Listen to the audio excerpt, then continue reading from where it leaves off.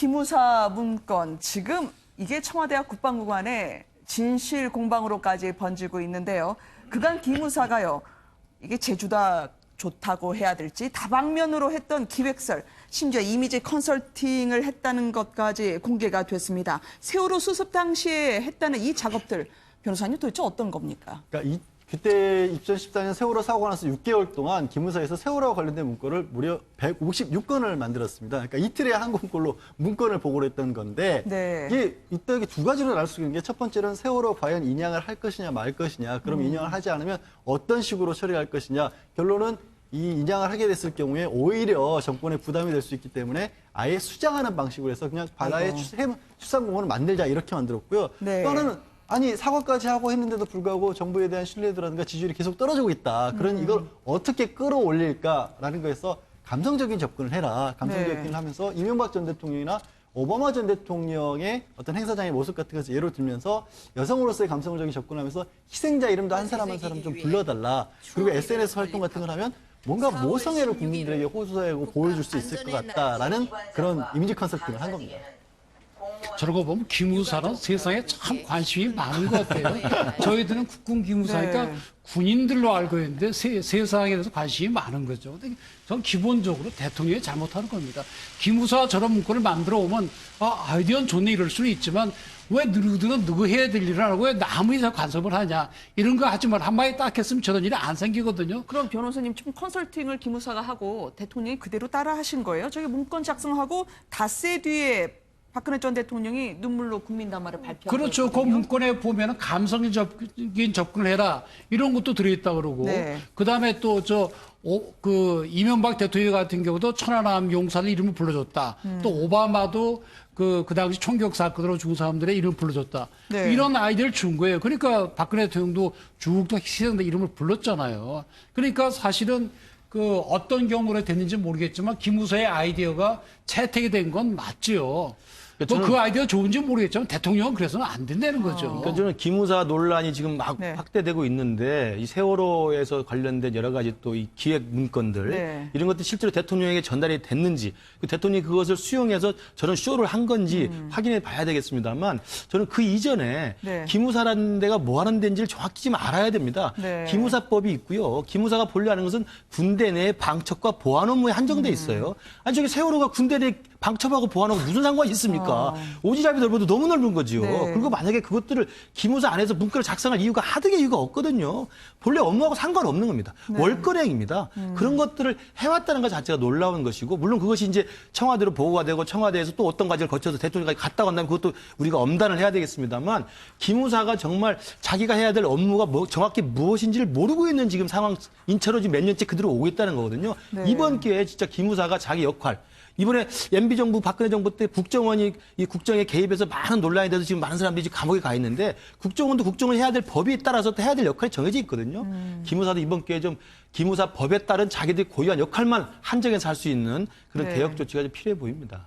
박지원 의원은 연예기획사냐라고 핑계를 하던데요. 기무사가 1948년 조선경비대에서부터 시작이 됐거든요. 그러니까 그래요? 70년의 역사를 가져왔습니다. 뭐 방치업부대, 특무부대 뭐 이런 걸 거치면서 전두환 이 당시 쿠데타 때는 1980년 보안사였지 않습니까? 네. 그 이후에 계속돼서 국내 정치에 개입하고 사찰을 하고 이런 사실상 군의에서는 안 될 나쁜 짓은 다 했던 거의 뭐 범죄라고 봐야 되는 거죠. 그러니까 여러 군데에 개입하고 간섭하는 정도가 아니라 네. 사실상 우리나라 국정을 망친 주범 중에 하나다. 사실은 그렇기 때문에 많은 국민들이 이 기회에 기무사를 아예 폐지해야 된다라는 얘기를 하고 있고 만일의 경우 폐지가 안 된다면 완전히 개혁해야 된다는 얘기를 하지 않습니까? 네. 원래의 임무가 군 정보 또 방첩 여러 가지 그런 이 군으로서 본연의 임무가 있는데 이 어떻게 대통령의 이미지 컨설팅을 하고 네. 사실은 있어서는 안 되는 일이죠. 군이 국내 정치에 직접적으로 개입하고 했던 상황들 아마 선거 때도 아마 많은 개입을 했을 가능성들을 지금 전문가들이 얘기하지 않습니까? 이런 측면에서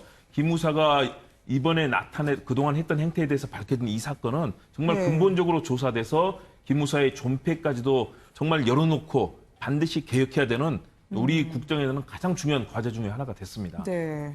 아니 아무리 센 분들이라고 듣긴 했는데 세월호 인양도 안 했던 정부에 이분들 시신을 그냥 강에 바다에 흘려보내는 수장을 하라고 합니까? 누가 기무사에게 그런 권한을 줬냐 말이죠. 얼마나 센 분들이길래 산천초목이 다 떨었다 하나요? 이분들은 본인들이 권력을 만들었다 생각하시는 분들이었나요? 실제로 권력을 만들었죠. 네. 아니 우리가 잘 아는 전두환 전 뒤에 대통령이 얘기하려고요. 네. 보안사령관이었고 또 노태우 대통령도 그 후임 보안사령관이었죠. 네. 보안사령부의 이하 그 자기 집 부하들이 전부 가 있지 않습니까? 그래 그걸 동원해가지고 12.12라는 그런 것도 네. 생길 수가 있었던 거죠. 그래서 그 뒤에 윤석열 이병의 그 민간인 사찰 폭로 이후로 이름을 바꿨죠. 노태우 대통령 때. 네. 그래서 기무사로 바뀌었지만 그 뒤에도 아직도 민간에 대한 사찰을 하고 민간에 관여하고 있었던 것이 아닌가 하는 강한 의혹이 있는 것이고 특히 이 문건을 보니까 네. 더더군다나 그런 걱정이 되는 거죠. 그래서 아. 기무사는 당연히 본래의 임무가 있으니 우리가 폐지할 수는 없지만 적어도 앞으로는 민간이나 정치에 참여하는 길은 철저히 막아야 되겠다. 네. 이런 그 국민적 공감대가 형성이 되는 겁니다. 예전에는 공비소통하고 간첩 검거했다는 분들이요. 이제 와서는 안 하시는, 못 하시는 게 없는 일 같습니다. 촛불 집회 당시에 전 국민을 상대로 계엄령을 검토했다는 의혹까지 일고 있었는데요. 전두환 전 대통령, 변호사님 말씀하셨던 것처럼 왜 그 그림자가 어린 거릴까요? 조금 더 구체적으로 한번 들어보시겠습니다. 당시 5월 22일 자위권 발동도 가능하다는 계엄사령부의 작전 지침이 질 대통령을 통해 발달된 것으로 알고 있습니다. 자위권의 발동은 최악의 상황에서만 현지 지휘관의 사태 판단에 따라 제한적으로 조용히 하세요. 당시 위급한 상황에 처한 현지 지휘관들이 자위권 행사에 답변이 끝난 국가 다음에 피성을 강조해서나 답변이 끝난 다음에 계엄사령부 등의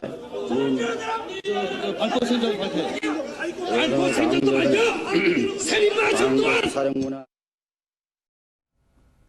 5.18에 이어서 신군부를 이용해 권력을 장악했던 12.12 사태가 가능했던 이유, 바로 전두환 전 대통령 본인이 기무사의 전신인 보안사령관이기 때문에 가능했던 일 아니었겠습니까? 그렇습니다. 그러니까 YS 때 또 그래서 결국 12.12 쿠데타에 대해서는 역사적인 이 사법적 책임을 다 물었죠. 네. 법정에 세웠고 내란 음모 쿠데타 혐의로 해서 다 법적으로 다 이 처벌을 했습니다. 물론 이제 나왔습니다만은 그렇기 때문에 당시에 12.12 쿠데타라고 하는 군대 내 항명이자 하극상이자 사실 내란 음모였는데 그것들이 가능했던 당시의 정치적 백그라운드는 바로 그 당시에 전두환이 갖고 있었던 보안사령부였습니다. 그러니까 전두환이 보안사령관을 맡으면서 보안사령관 자리를 이용해서 정승화 당시 합참의장을 연행해서 그 12.12 쿠데타의 기초를 열게 되고요. 네. 그다음에 보안사령부의 특징이 뭐냐면 각 애야 모든 부대에 보안대들이 다 있습니다. 이 보안대들은 자기가 속한 부대의 모든 동향들을 보고해서 보안사령관에다 다 보고하게 돼 있거든요. 그러니까 사실 일종의 보면 사찰을 군대 내에서 공공연하게 할 수 있는 조직이 바로 보안대 조직이었기 때문에 이 보안사령부라고 하는 막강한 군사 권력, 군대 권력을 활용해서 쿠데타를 했고 쿠데타에 성공하자마자 사실 국민을 상대로 사실 5.18 개엄 확대를 위해서 사실 많은 사상자가 나게 되는 일이 있지 않았습니까? 그런 걸 보면 이번에 기무사의 이런 어처구니 없는 일들, 세월에 관련된 대통령의 이미지 컨설팅이나 하고 계엄령에 대한 문건을 작성하고 이런 것들을 보면 과거 80년에 전두환이 했던 당시에 저런 군사 내란들이 가능했던 그 보안사의 어떤 망령들이 지금도 기무사에 그대로 존재하고 있는 게 아닌가 싶어서 네. 굉장히 씁쓸하고요.